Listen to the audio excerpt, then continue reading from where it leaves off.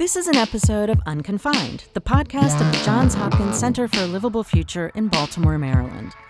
Unconfined is a podcast about industrial food animal production and its emerging alternatives.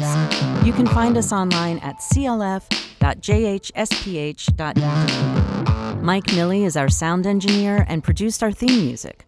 Your hosts are me, Christine Grillo, and Tom Philpott. Paulette O'Leary is our producer, and Natalie Woodwright is the executive producer. The opinions expressed here are not necessarily those of Johns Hopkins University or of the Center for a Livable Future.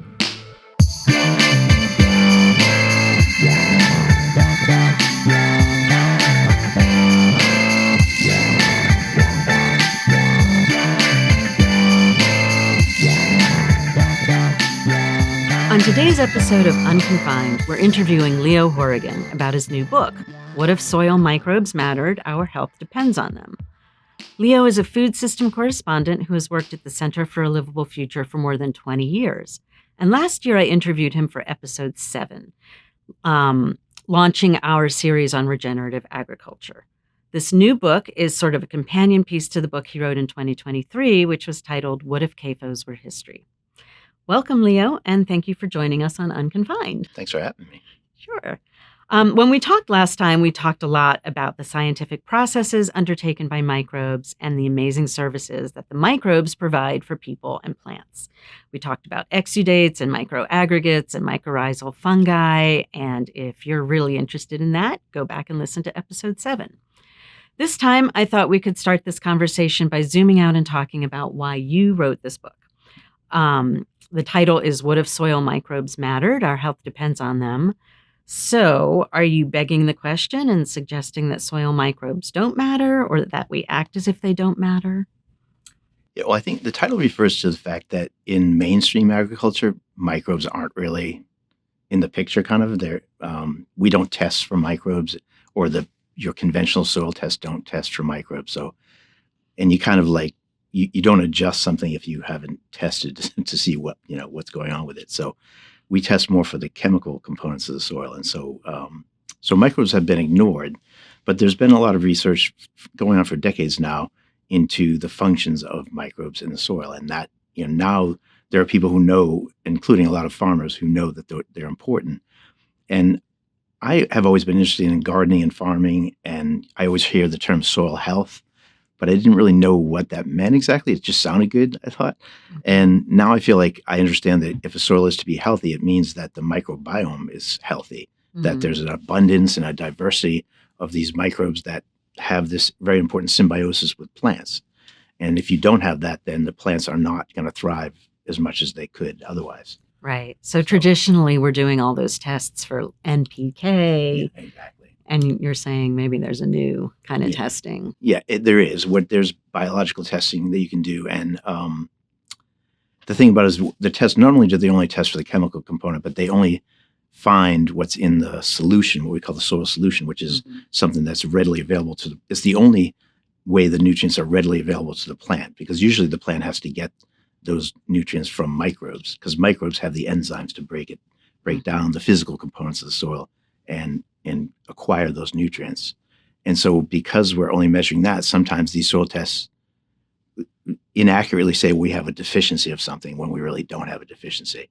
So they're not really that useful to farmers. And I think the more farmers know that, the more maybe they'll shift. And at-home gardeners who spend money on those tests. Oh, no, as well. Yeah, absolutely. And I think there will be more sort of biological amendments instead of these chemical amendments, which includes things like compost. Because compost is a biological amendment, and all these biological amendments are like something that self-replicates. You put compost in the soil, it doesn't just sit there, it has all kinds of life in it, and that life keeps, in the right conditions, it keeps flourishing. So. Right. Okay. Yeah. Awesome. And so that subtitle of the book, Our Health Depends on Them, what does that refer to? Yeah, so you could spin that in several ways. One thing I'll point out is, again, the minerals, going back to minerals. So the chemical methods we use in agriculture and have used for decades, it's been documented that those have depleted the mineral content of the soil. And they deplete those minerals, but they also, what they're really doing is depleting the microbial life in the soil, those chemicals.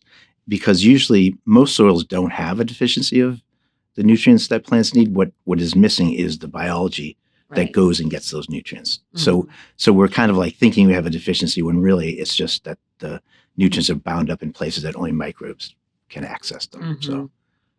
yeah. Okay. So, yeah. But so how does that relate to our So the because minerals. we're the minerals. Yeah. Okay. So the minerals, if the plant doesn't get those minerals, then they're not in our food. So we have a stake in whether plants get a healthy diet, because their diet, in a sense, their diet should include minerals, and it's a Right. lot of the same minerals that we need in our diet. It's Okay. actually incredible the amount of overlap there is between the minerals that plants need and the plant minerals that humans need. It's Right. very, it matches up almost perfectly. So an But unhealthy soil might produce a crop that is less mineral dense yes. than And that's exactly what we're seeing. Okay. We've seen, like, scientists have documented this over time when they compare what the average amount of some nutrient was back in the 30s or something Right. versus what it is now. It's right. Like your average carrot had this much mineral. and- exactly. And now it's way depleted. So that means our diets Wow. are deficient. And, some people say, it could be part of our obesity epidemic, because it's like the body's getting tons of calories, plenty of calories, but it's not getting the nutrients. So it still We is keep eating, trying to get those exactly, nutrients. Exactly. Yeah. We're seeking out those nutrients that aren't there as much in the plants as they used to be. Okay. Yeah. You have this quote in the introduction that I love. A healthy soil must contain a thriving community of organisms. Without these living things, you have only dirt. And I love talking about the difference between soil and dirt, but maybe you Yeah. can fill us in on that. No, I think it's a great place to start, really, because I hear people use the terms interchangeably, and I don't want to be too much of a nerd, but I Yeah. have been known to correct people when they say dirt. Well, sometimes things are dirt. And when you're looking at dirt, you're looking at something that has those physical components. It's sand and silt and clay and pebbles and all those things, but it doesn't have biology in it. That is the biology that makes it soil. In fact, you can't call something soil if it doesn't have biology. It's like kind of like saying, "Oh, there's a beautiful forest over there. It doesn't have any trees, but it's a beautiful forest." I mean, you wouldn't say that, right? Right. You couldn't say that about soil either, because the microbes actually are what creates that habitat. They create the structure of the soil, which is what, when you pick up good soil, it kind of falls apart, and it, it has aggregates to it, but it also is kind of crumbly. That's a good word for it. Yeah. Whereas dirt, it's very compacted, and it's, you can tell that life would have a hard time, getting into it, Yeah. And in this book, you do give us a lot of information about, porosity. Is that the right word? That is a word that's used, yes. Okay. And I always struggle with the word pore, because pore, Yeah. and but like the audio version of this book, like people, I want to spell right. it out for people. So when you hear the word pore in relation to the soil, it's, well, it could be talking about poor soil, P-O-O-R, but in this case, I'm talking about pores that are spaces in the soil. Right. And those are created because of microbes. And microbes, because they create those spaces, that means that roots can penetrate more easily. It means that nutrients, water can penetrate more easily, and even air. Like, we don't think of soil as having a lot of air in it, but if it's healthy soil, it will have lots of air. And that air means that the aerobic organisms in the soil are going to be thriving. And they're the ones who do all these nice things for the plants. Right. And when you think about soil that doesn't have a lot of air, that's where it gets kind of either very compacted or very mucky. It can be that too. Yeah. It can puddle up on the surface. So, all kinds of bad things happen when it's compacted. Yeah. And that includes also roots not being able to go down deep enough. So, of course, that means fewer nutrients for the plant also. Right. So one of the things that you talk about in the book, Microbes, doing one of their amazing services is breaking down toxins. Oh, yeah. And maybe you can talk about that for a second. Yeah. Well, it's interesting. I included that as part of the list of services that microbes do, and I didn't delve too deeply into that, but it is very fascinating. One story that comes to mind from that is there's one of the types of coal that we know about is lignite coal, and it's called lignite because it has lignin in it, and lignin is a compound that's in wood. And there was a time when nothing in nature knew how to break down lignin. So you can find these coal deposits that are full of lignin, so that's the name, lignite coal. But at some point in the fossil record, that kind of goes away, and that's because fungi learned how to break down lignin. Like they came up with an enzyme that could do that. And so, I mean, I just like that story because it shows the dynamic nature of these microbes, the fact that they learn how to do things. So are they evolving, or are they learning, or both? I don't know if, using the word learning, it kind of Right. anthropomorphizes it or something. Right. I don't know what the right word is, but they definitely, you could say they evolve or they adapt or whatever, Uh-huh. but they certainly, and I think there's a lot more intelligence in the soil than we maybe give Mhm. credit, because there's a lot of communication. Mhm. Because, for instance, there's symbiosis between the plant and the microbes. Well, if the Right. plant needs certain nutrients and it doesn't need other ones, Right. it obviously has to have a way to communicate with those microbes to tell it what it needs, how much of it, when it needs it, all those things. Mhm. How, otherwise you just have chaos, So, Right. and scientists have documented that there's a chemical messaging that happens between plants and microbes. They have Mhm. chemicals they put out that they call it chemical messaging. Mhm. And, that's fascinating in itself. Yeah. But it shows that there's more communication than we think of as happening, between those creatures, especially those Right. something that's that tiny. Right. And that's the is it the hyphae that do a lot of the fiber optic work of the Yeah. The fungi in the soil are they're like a transit system for a lot of things, for nutrients, for water, and also for communication. Yeah. Mhm. Yeah. There's a lot of that goes on. Yeah. Yeah.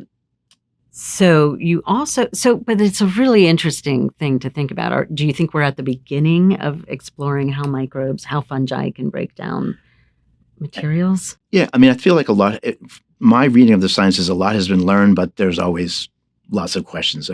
You know how it is with Right. every research article you read. At the end, it says, here's the questions we still have to answer.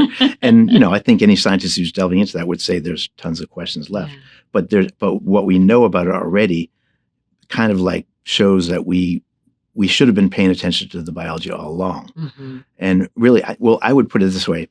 I want to say this now so I don't forget to say it. This symbiosis between microbes and plants goes back hundreds of millions of years. Right. They have been refining this system for all those years. They were here way before humans existed, right? Mhm. And so I kind of put my faith in something that has had that much track record. And this chemical method of farming has only been around for less than a century, really, in terms of mainstream use.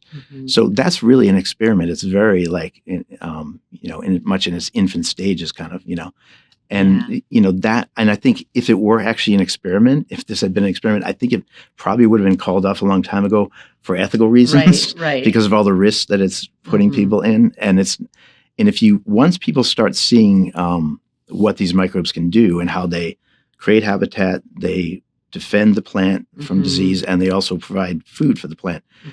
Those three things alone, those are the kind of things that farmers are trying to do with chemicals. Mhm. But actually, when they use those chemicals, they disrupt the natural systems that do all those things already. So we're spending a lot of money. The sad thing is to think that farmers are spending so much money on these inputs that actually just mess up those Right. the ecology. of the What soil. they could have gotten for free. They could have gone for exactly. Those are Yeah. services that are free, and they Yeah. could just enhance that. And I Mhm. think some farmers are starting to figure that out. It just takes a long time. I don't think it's going to be an overnight sensation. Unfortunately, we'll see. Maybe it will reach a tipping point where suddenly every farmer's doing, or it's a mainstream thing. I don't know how long that will take. But. We had a guest on recently from the National Young Farmers Coalition who's certain that, for young farmers, farming is synonymous with conservation. So Yeah, absolutely. Yeah, I'm sure in that cohort there will be a lot of attention paid to these kind of issues. Absolutely. Yeah. So let's talk about carbon, because there's a lot that soil can do with sequestering carbon. Yes. And the microbes obviously are the major players in that, I think. Yes. Well, in particular, fungi, because they're very carbonaceous creatures. They much of their body is made of carbon. They have more carbon. There's all this talk of like carbon to nitrogen ratios of different organisms. Right. And so, like bacteria, for instance, have more nitrogen in their bodies than most, maybe all the other organisms in the soil. I don't know for sure, but they're very high in nitrogen by comparison. Whereas fungi can be very high in carbon, especially if the hyphae are very old. So because they need nitrogen when they're first forming those, but then it becomes more carbonaceous over time. But so anyway, the fungi are important for carbon storage, and they also create compounds that are very they're involved in creating compounds that are very stable in the soil. So they have they have shelf life, but that's only if we don't till. Right. so when you till, you chop up, because they have that structure of long strands. Mm-hmm. You can just imagine like tillage will cut up all that, Mm-hmm. and then what you have is a bacterial dominated soil. Mm-hmm. Now, there's nothing inherently wrong with bacteria. You want those in your soil. It's part of the balance in the soil. But if you have only bacteria or almost all bacteria, what you'll have is a lot of carbon that gets blown off into the atmosphere, right. because of what I was just mentioning with they don't want as much carbon in their bodies. They eat things that have a lot of carbon, and then they want to get rid of some of it Mm-hmm. because they want to have more nitrogen, as a ratio. So carbon for bacteria is often a waste product. And so you get a lot of carbon blown off. And then if there isn't fungi or other things to soak up that carbon and use it, then it's going to end up in the atmosphere. And that's a lot of what happens when soil is tilled. Mm-hmm. And there's all kinds of things we could go through that happen when you till. But that is definitely the one that equates with climate change. Mm-hmm. And of course, it's kind of a double whammy, because not only are you having all this carbon blown off, but you also, since you've tilled, you've created a bare soil. So you don't have those plants to absorb all that carbon. Right. I mean, because that's what they're doing all day. That's what a plant does. It takes carbon out of the atmosphere and it puts it in the soil and into its own body, but it also puts some of it in the soil. So if you want to sequester or store more carbon, you want to have plant life everywhere. It's almost like in a sense, I always think of it as when a farmer tills a whole field, it's like they've shut down their carbon factory. They're saying, oh, it's not going to operate for a while. Mm-hmm. Which doesn't really, I mean, if you owned a factory, you wouldn't say, oh, we're going to take a few months off from making whatever it is we make. Well, the plants, in a sense, make carbon. They don't make carbon, but they convert it into a form that's usable for life. They take it out of the atmosphere. Exactly. Yeah. Which is, I mean, that sounds like something we want to do, right? It sounds Take carbon good. out of the atmosphere. Yeah. The other piece, though, that gets less attention is the water in the soil. Like when you till, you also are exposing the soil to evaporation. Because now there are not as many things holding that water. All living things are made of carbon, but they also all have water in them. Right. And the problem with water is that in terms of greenhouse gases. I came across a quote from NASA that it's the most abundant greenhouse gas, water vapor. Water vapor. And this is kind of anecdotal only. I want to find more about this, but anecdotally, I've heard that when the climate change first became an issue that scientists were paying attention to, the greenhouse gas issue, they were originally looking at water and carbon. Mm-hmm. And then the water cycle was just so difficult to track and to explain that they decided to focus on carbon. But that didn't make the water vapor part of the story go away. Right. It just was they decided there was a focus on carbon because it was easier to figure it out and explain it, Right. Which is really interesting because we're so concerned and we hear so many conversations about carbon and methane. Yeah. And actually, water vapor is pretty potent. It's very potent. It has, and not only that, but it also, I guess, it brings out more of the greenhouse warming potential of other gases somehow.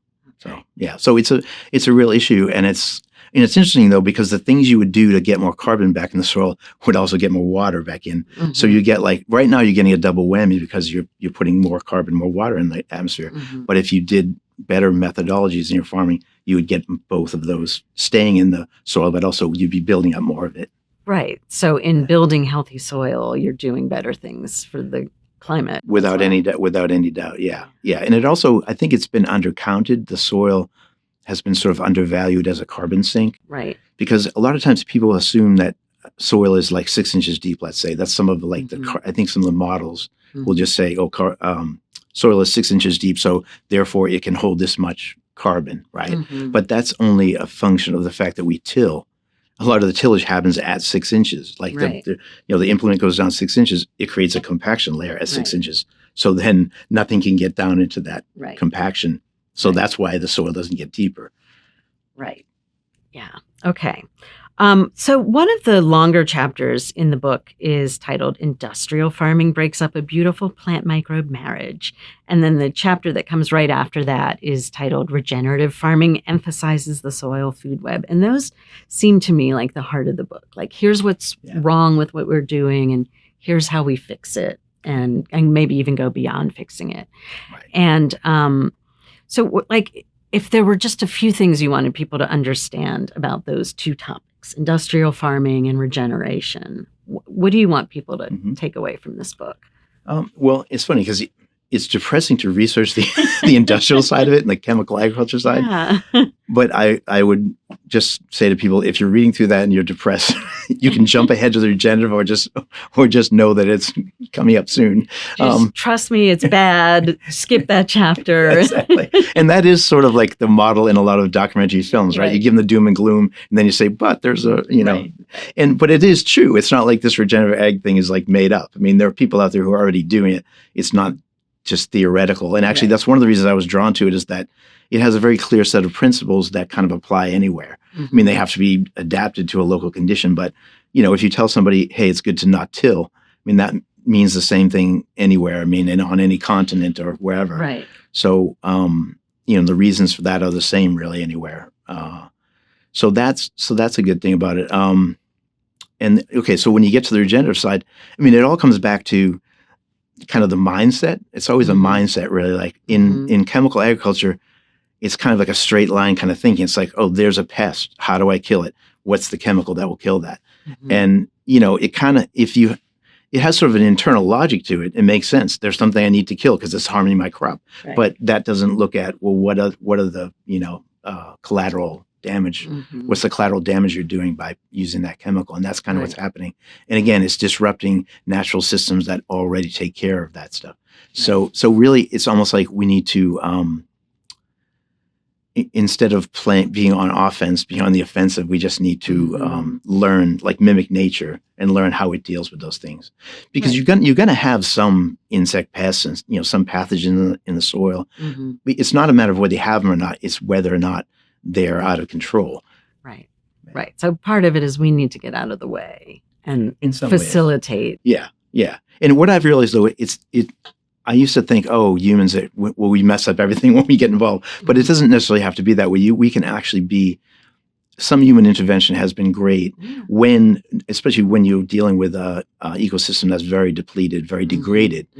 You can kind of jumpstart it. You're just basically giving nature a jumpstart again. It's like nature is broken down by the side of the road, and you're saying, here's some biology in the soil to get started, and then it does the rest if it has the right conditions. And another thing to mention is you have to have organic matter in the soil. If you're back to dirt, then you're not going to just be able to put seeds in the ground and have them thrive. I mean, some weeds will grow there because they don't need a ton of nutrients, but you won't have a thriving crop. So you need to you just need to think about that too. And the organic matter, I look at it as the food for some farmers call it the micro herd. Like all those microbes are the micro herd, and they're like, you're also raising that herd just like you're raising cattle, right? And so if you take care of that herd, then they'll thrive just like anything else. And what do they feed on? They feed on, or a lot of them feed on organic matter, which is just like dead plant matter and leaves, all those kind of things that we sometimes rake up and send to the landfill, but it's actually food for something. Yeah. And so that's why it's good to once we see it that way, it goes back to mindset. How do we see these things? Right. And going back to tilling, you wouldn't, chop up your herd. Right. Exactly. Especially once you know what it's doing for you. And that's, a lot of it is educational process with farmers or anybody else. I mean, you also want the public to understand it, because then they'll see, when they see a regenerative label, they'll say, oh, okay, I know something about what that means. I know it's good. And that, they don't have to know it on some detailed scientific level, but if they know the basics of it. And I tried to write this book on a level that was not going to be, too much lingo or, scaring people off with too much. I wanted it to be understandable. I mean, it has to have some of that lingo, but it also, I think, hopefully people are able to stick with it. Yeah.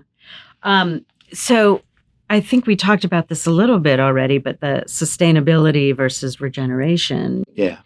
What do you talk about when we're talking about regeneration? How is that different from sustainability? Yeah, that's a great question.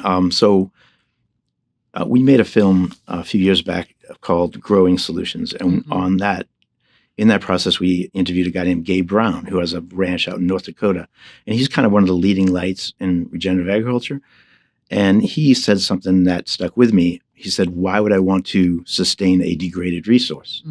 Kind of going back to the, jump-starting nature. Right. So he recognized that he couldn't just take over a farm that was in a degraded state and think, everything's going to be okay as long as I just sustain it. He knew he needed to do more than that. And that one of the most amazing quotes he gave me was that he had some of his fields that had 6 inches of soil, again, back to 6 inches. And then over a course of about 10 years, it grew to like 29 inches deep, Wow. which would have been considered impossible not that long ago. Right. I mean, I remember when I first started working here and I read all these quotes about it takes a century to build an inch of topsoil. And Right. it was very depressing because that was paired, of course, with statistics about how fast we're losing it. Yeah, exactly. And so, luckily that wasn't a myth. It's not really true. If you do the right things, if you give nature a chance, it will regenerate much faster than we really probably realize, most of us. Maybe that's a good way to end this is by talking about that, what nature will do when you help it out. Yeah. It's toward the end of the book, you write, we should develop a greater trust in the efficacy of natural systems that provide plant nutrition and plant defense. Mm-hmm. And so, if we could do this, if as humans we could all agree that this is what we should be doing, trust in the efficacy of the natural systems, what would that look like? When you imagine us being able to do that, how does farming look? Well, I think it would start with knowing this basic science, which is, and again, people don't need to know it on a detailed level, right. but they can if they want to. For instance, there's a farmer in Illinois who was just a very conventional farmer, and he got jazzed about this biology in the soil. And now he has his own microscope, and he makes his own compost, like custom makes it to fit what he needs. Wow. So that's an example of kind of like what a farmer could look like. Right. And actually, one of the other things that's that man's name is Adam York, and he's in Illinois, and he kind of is a poster child for the fact that large scale farming doesn't have to be unsustainable. Mm-hmm. He's doing this on several thousand acres. It's not, he doesn't have a tiny farm. Not that there's anything wrong with that. I'm glad that there's lots of small farms that do this too.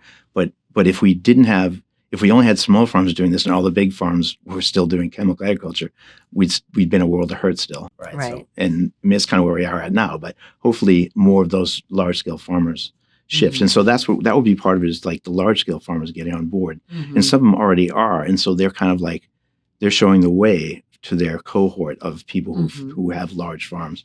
And they also, once you have that mindset, though, the biology is important, then you would want to test for biology. Mm-hmm. And those tests are already out there. It's just like they're not the mainstream of how people test their soil. If you test for the biology, then of course that's what you're going to intervene on behalf of. Mm-hmm.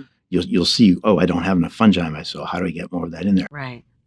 And it's kind of interesting because even the conventional farmers will say, I don't have enough organic matter in my soil. They want more organic matter. Mm-hmm. But I don't think they understand all of what that means. Like, why do they have less organic matter? For instance, when you till, you break up the organic matter such that certain bacteria, because now they have more access to the organic matter because it's chopped up in little pieces, there's more surface area, they'll kind of have a feeding frenzy on it, and then all this carbon gets blown off, and then you also have less organic matter for the things that are not doing feeding frenzies, right? So if the farmers understand that, what the importance is of that biology, they'll test for it, they'll intervene on behalf of it, they'll be making compost instead of buying nitrogen fertilizers. Mm-hmm. They'll be using more diverse cropping systems instead of monocultures, which invite more pests. Right. So it would be things like that. And honestly, it really starts once the mindset is changed, that everything else flows from that, really. Yeah. It's the way we look at the world and our place in it, Right. I mean, we're very clever. Humans are very clever. We come up with all kinds of things. Right. But I think we have to also know when we're being a little too clever, right? And it's not needed. When it's a hack instead of a solution. Yes, exactly. And sometimes, as you said earlier, like sometimes it's best to for us to get out of the way and let nature do its thing and not disrupt it. Right. And also learn from it. But then we also can learn how to enhance these natural systems and restore them when they're degraded. So. That sounds great. Yeah. Leo, tell us where we can find the book. Well, the book is, there's an audio version on YouTube. There will be hard copies soon, but it's also a PDF version online for free. And just look up, what if soil microbes mattered, or my name. Available on the CLF website, which is clf.jhsph.edu. Exactly. And on our YouTube channel, you can get the audiobook and hear an hour or so of Leo. If you're willing to listen to another hour of me No, gabbing on. it's a great audiobook. It's a really good listen. So thank you very much for joining us today. Thanks for having me. And we just need 3 more of these to be able to cover all the topics we need. And people should send in suggestions for the 3rd book. No, There I'm you just go. kidding. Yeah. Why not? I can entertain them at least. All right. Thanks very much. Thank you again for having me.